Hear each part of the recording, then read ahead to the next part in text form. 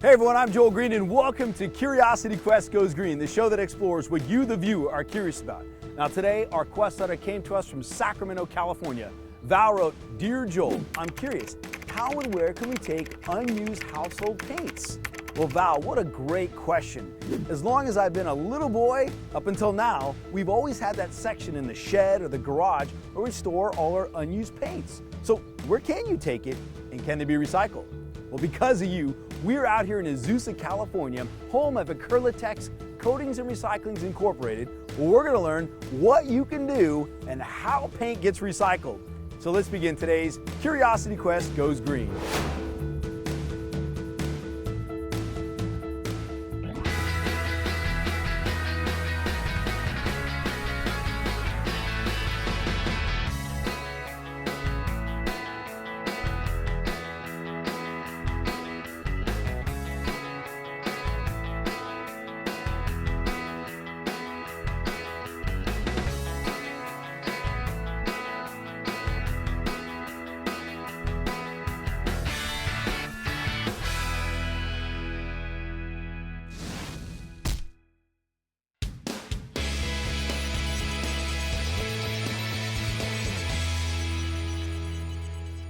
All right, I'm here with Brian. Now, Brian, give us a little background on Acrylatex.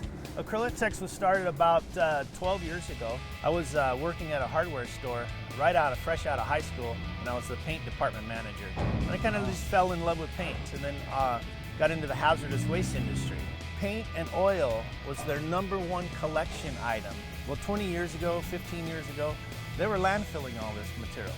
So I started off on Sundays and Saturdays and straining paint through my wife's pantyhose and reworking it and selling it to my friendly contractors that I had friends with, and they said, "This is a great idea." Wow. We started off about 15 years ago in a 1,000 square foot facility, and now we're in our brand new 30,000 square foot facility. Wow! 30,000, 5 buildings. We actually get a lot of letters on this topic about paint recycling because it's very common. I mean, many of us have painted rooms in our houses before or have painted, art projects with our kids. And what do you do with all the leftover paint? Yes. And so you have a solution for that now. Correct. Last year we took in about 1 million containers of paint, which yielded about 300,000 gallons of usable paint. Before there were facilities like this, it was all being landfill. Correct. A big problem for not just the state of California, but correct, throughout the country. Nationally. Is there a place where I can take it in my city? Absolutely. There's a website called paintcare.org. Okay. You can type in your zip code and it'll lead you to the local hardware store or paint store in your neighborhood. Yeah. Within 15 miles of your home in Southern California, you will have a drop-off site. All right, so once it comes in, now what? We can go through the whole process and take a look at what we got. Let's do it. What should you do with unused household paints? You should reuse them and build something with them. You should recycle it at designated recycling centers. Probably give it to someone if they need it. Can them and save them for later. Probably use it or give it to someone. So Brian, these are coming from cities all throughout Southern California. Yes, This is coming from a county collection site. The households can go drop off the paint and they put them in what these are called low profile cubic yard boxes. Yeah. Each box will contain approximately 126 1-gallon cans that are partially full, all the way full, brand new. I'm aware of the Paint Care program here in in California, and I recently took some in it. They would take the liquid ones, but they wouldn't take the solid ones. The solids are technically non-hazardous, so it can go into a landfill directly, which is not what we want to promote because we can remanufacture that product into another product, which we'll show you later. But the liquids is what they're after. Okay. And empty cans, they don't want you bringing empty cans or solids because then that goes through the system. Cool, so now what? Now what, we take them out of the boxes. Okay, like and he's doing over here. Put them onto the conveyor. Now inside what they're gonna do is look for quality, color, and sheen. And to make sure it's water-based. We only recycle water-based paint here. We will not recycle the oil-based. The oil-based is not allowed to be recycled in California for this purpose. It does go out for recycling, however, as a fuel blend. Okay, you said a word that I don't think I've ever actually heard in a sentence. Sheen. Sheen. Wait. What does sheen mean? Like a synonym for shine or something, like slick, shiny, reflective.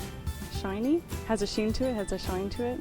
It's still, satin, semi-gloss, not flat. Shiny. I think it's the shininess. I really don't know, but that's my guess. For using the paint? Probably good for something that's shiny. Something good for shiny. How reflectant it is? All right, go ahead, Brian. Tell us, what does sheen mean? When you say sheen, what are you saying? Sheen is the amount of gloss to the coating.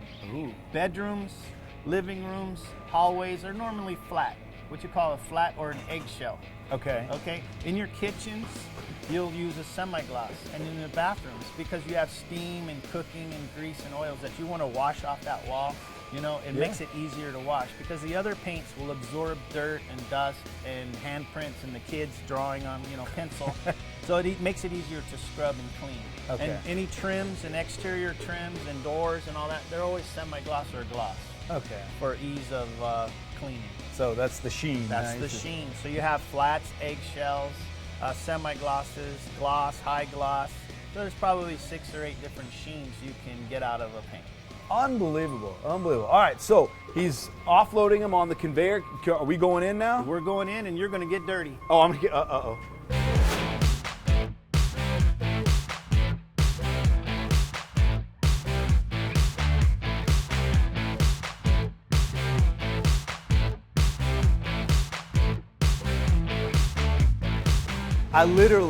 I just walked in here. That's all it is. Just walked in here. And look at what I already have on my hands. I haven't done anything. What have I touched? All right, Brian, so we have a lot of paint on the conveyor already. We have some, 5 gallon, 1 gallon. Now, why are all these crushed?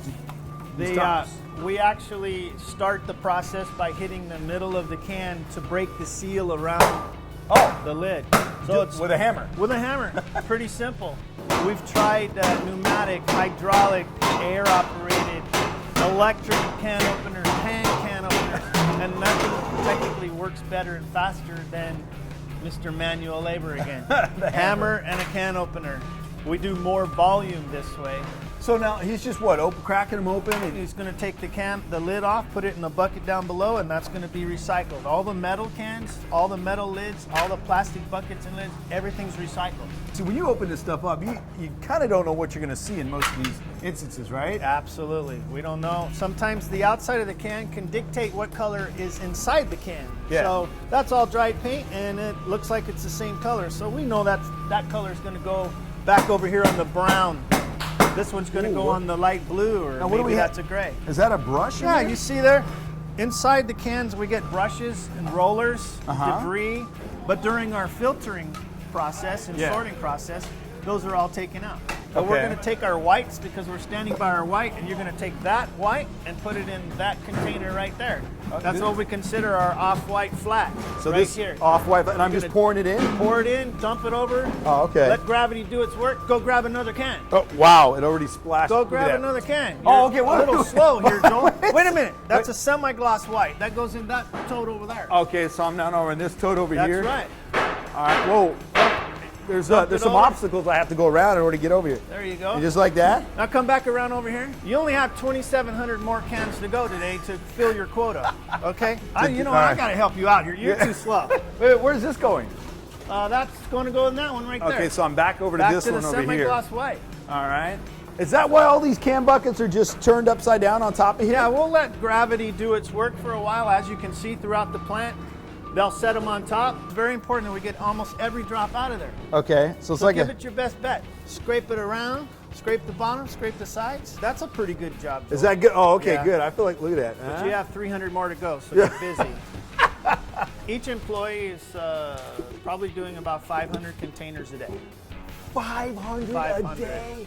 All right, well, the day's early. Sorry, Joel, it's almost lunchtime here, and you're only on can number 2. Good job. All right, there we go. Let me see. Okay. Okay, that passes QC. We're going to move on to the next phase, and I'll show you what we do with all the metal and the plastic. Okay, cool. Wow. What's the most common colored paint that gets recycled? most common colored paint that would get recycled, I would have to say it's black because black absorbs heat a lot more, and so it would dry up quicker in the can. I would think white. White? Probably white for undercoats. Black. Red. Red. Maybe red or blue. All right, Brian, so are these the metal cans or the metal ones? Okay. These are all the metal cans that will be crushed and recycled here. This is our can crusher. And how long have these been sitting before you actually take the crusher? We let them sit for 2 to 3 days depending on the weather so they can dry out and become, nice and dry for the recycler. They don't want any liquid paints coming to the recycler. So you're just sticking them in this can, right? Stick them right in there. Go ahead. Oh, wow. I'm a little intimidated. Keep your fingers away from that Okay. top part. Gotcha. Then grab that pole Oh, right no, there. If it gives you a little hard time, push it down. Oh, there we go. Oh, man. Come on, Joel, you only got 2,000 more to go. And once they've gone through that unit, they end up looking like this. Wow. And so you'll say, how far away will this travel in order to be recycled? Could be locally here in California or all the way to China. Wow, that's quite a bin you have going right now. It goes into a dumpster, and then that dumpster will end up going outside into a larger container. This is all in the same room, which is pretty amazing. I'm looking across and it looks like this is where your plastic ones Yes. are? Once the plastic ones are dried out, they're put in a baler. Okay, so I see the bales like on over here, Yeah, right? these Okay. are 1 gallon containers. Wow. They have 1,500 to 2,000 containers in that one bale. These are all your and then your And then 5 all the gallon. 5 gallon containers are also baled as well. Are we done here in the what do you call This this is room? the consolidation room. Consolidation room. We also call it bulking. Okay. So we bulk everything together or consolidate everything together, and we're pretty much done in this operation. We can take you over to manufacturing now. Let's go to manufacturing. Fun fact, fun fact, fun fact. Here's your fun fact. Did you know that 80% of old paint is turned back into reusable good paint? What's it smell like? Paint. I don't know how to describe it. Like a paint. Well, if you go to a coffee house, do you smell coffee? Yes, it's true. Okay. I just wasn't expecting that smell when we walked up here. I don't know why. But so we had the batch that we poured everything into. What color is Correct. we looking at? This is going to be Swiss coffee.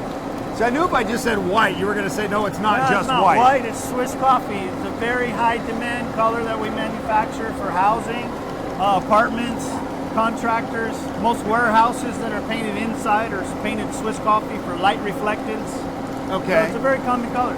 Now, how big is the mixer down on the bottom of this? The bottom of that mixer will be about probably 12 to 15 inches in diameter. Okay. It has a blade on it, not like a propeller, but a mixing blade. And it's made so it will grind up some of the larger pieces into smaller pieces. So therefore it adds to our, what we call the solid content. We want our paint to have a high solid content, but not solid meaning chunky. It's a solid ground up, so when it covers the paint, that covers your surface, it covers in one coat. So the higher the solid content, the better your coverage will be. Okay. He just shut it off a second ago. Does that mean it's just too full? It's too full. We don't want to go any higher than that because we may have to add some more raw materials to this. Okay. Is what's in there the exact same color than what's in here? Or is it changing color as it's mixing? We will change it as we go further. So right now it may not be the right shade of white. It may be a little darker, a little lighter, and we'll fix that later on. Let's go over here as we're doing that. We're Okay. going to look at another batch being made. He's getting ready to blend a light blue batch. Oh, wow. So as you can see, there's separation, different layers. We have. How long will these actually mix for? They'll go about, depending on the process.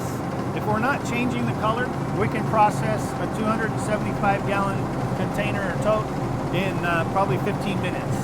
If we're changing the color, depending on how fast we get to the color, it could be 5 minutes, it could be 6 hours. Wow. Because some of the colors are so hard to get within computer tolerance that we may spend a day on it. Okay, and what did he just do? He took like a sample? He took a sample. That sample is going to go to the viscometer, which is the item that tells you how thick it is. And I don't think I've asked this yet as I'm looking at all these different colors, but what are you doing with all this recycled paint that you have here? I mean, where is it going? Most of the paint goes to local cities, counties, and state for graffiti abatement, parks and rec. But you're saying that a lot of this is going to the cities and counties? Cities and counties. Covering up graffiti? Yeah, correct.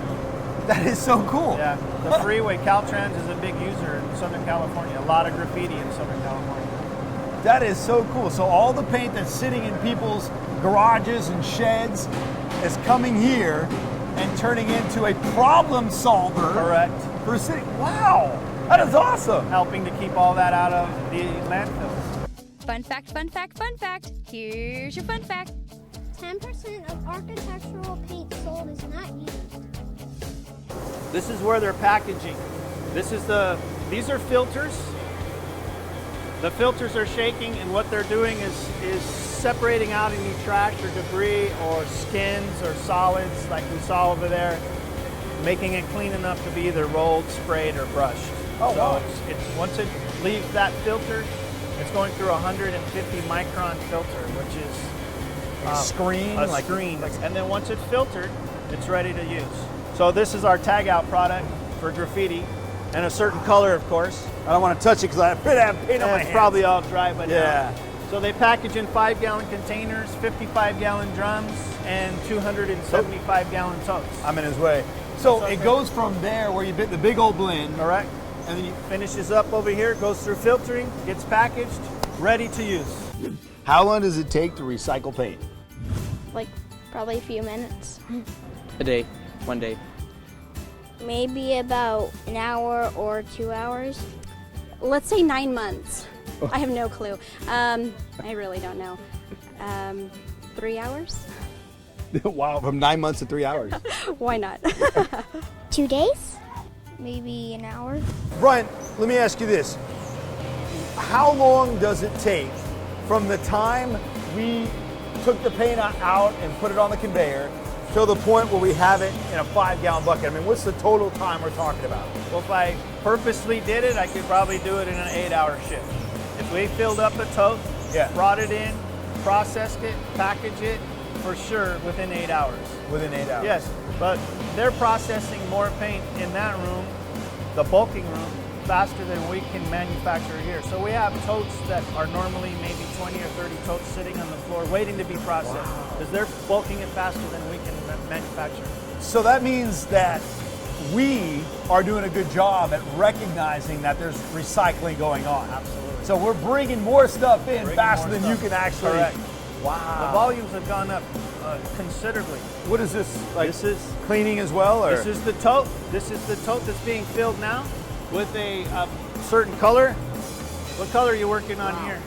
This is a brown tote. Oh, brown. Okay, there we go. Yeah, You can brown. see It the looks brown red paint on the coming end. through. There, he's grabbing a sample. Oh, And every batch that we manufacture, we retain a sample. So if the customer calls and say, I want that color again, or I have a problem with the paint, we have a sample to rework and look at the problem, and then we can fix it. This is nice and thick, so this is ready to use in your house or apartment or whatever. sorry. There you go. For Brian, obviously we've learned what happens to all the liquid paints through the recycling process. But earlier we had talked about sometimes you get that old, hard, solid paint. Right. What do you do with that? We call those hockey pucks. Oh, And I'll show you why and what we do with them later. And we've got to go back to the beginning for that one. okay. Okay, let's go. Let's go. When it comes to paint, what is a hockey puck? A dried can of paint that's like really stiff and solid. Maybe when you have paint buckets, the top. That's my best. Probably, well, something that you use in a hockey game. The lid for a paint can? Circle object. My guess would be it mixes the paint because it's in there banging around mixing it up. I have no idea. No, wait, hockey puck. I'm thinking of the stick or the. The puck, the actual, not the stick. Okay, because that shows how much I know about hockey. I am related to Canadians, but anyway. All right, Brian, what is the hockey puck when it comes to paint? Gentlemen, this is a hockey puck. This is what happens when somebody may have had a can of paint in their garage or their shed, didn't put the lid on tightly, and left it in there for a year or 2 or 3 or 4. Wow. The liquids evaporate off, and we get At a hockey puck. You can see the labor intensiveness that we go through every can to get it removed as we can before it goes to the recycler. Number one, if I didn't take it out of the can, the recycler doesn't want it. So they cannot recycle a can. Can I legally crush this and throw it in the trash? Yes. But we don't do that here. Try to keep everything else that we can out of the landfills. What are you going to do with these? We actually grind them up into smaller chunks, recolorize them, and then manufacture a ground cover out of decorative ground cover. So you could order a ground cover, green, blue, red, purple, whatever color you want, we can manufacture ground covers for your front yard, your backyard, planters, around your flowers, And this is okay to have on the ground? Absolutely, it's non-hazardous. When it gets wet, does it turn back into paint? No, it doesn't. Just think about it. If your house has paint on the outside of it, every time it rains, does it turn back into water? No, it doesn't. That's a good call. Wow. And this is thousands of times thicker than the paint on your house. Yeah. So all it is concentrated paint. Unbelievable. Fun fact, fun fact, fun fact. Here's your fun fact. Over 45 million gallons of latex paint were sold in California last year. So where are we now? We're in the quality control laboratory. This is a drawdown. This is a 3 mil drawdown. So industry standard. So you cover this with your wet paint to see how well you're hiding the black and white behind it. Customers are looking for, of course, 100% hide.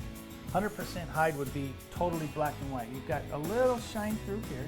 So we're like at 98% hide ratio in here, which is acceptable for our industry. Okay. Over on the white side, you want to be at 85 to 95%. If you're 100%, you've got what you call a high hide white. So will this take 2 coats to actually cover? No, because our standard is a lot thinner than if you were to put it on the wall with a roller or a spray gun. So if you use a roller or a spray gun with this product, you're going to get 100% coverage. Wow. Yes. Okay. 1 coat coverage. And that's what you want? That's what we want.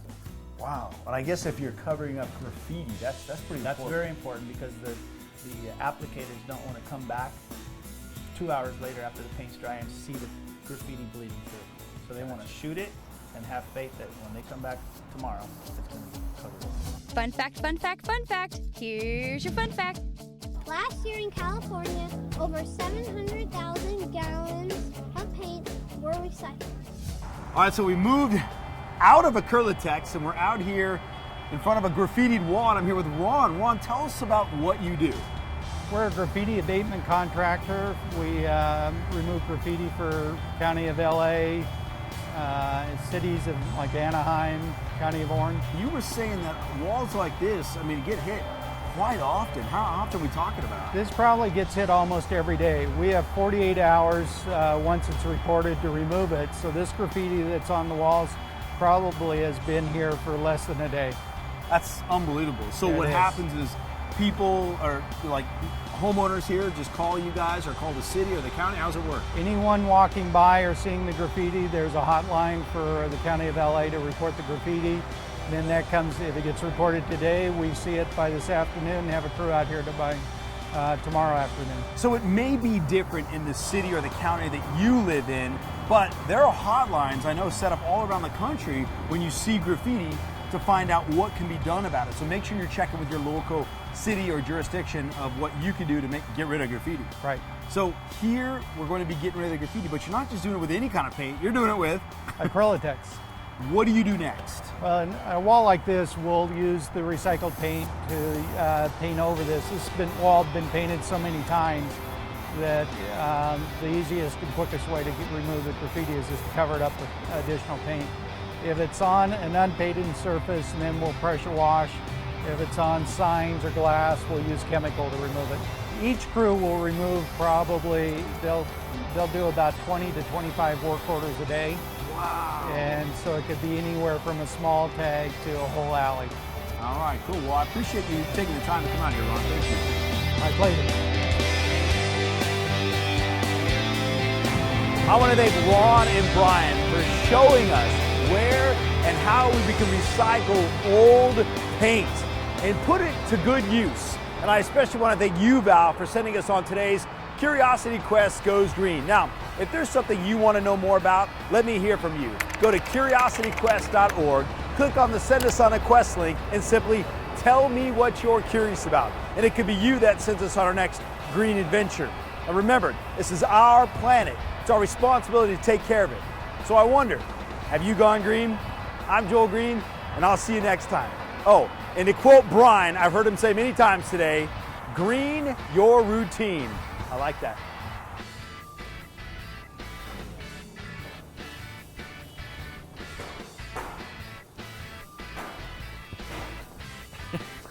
No. It's all behind the scenes of how we make a shot.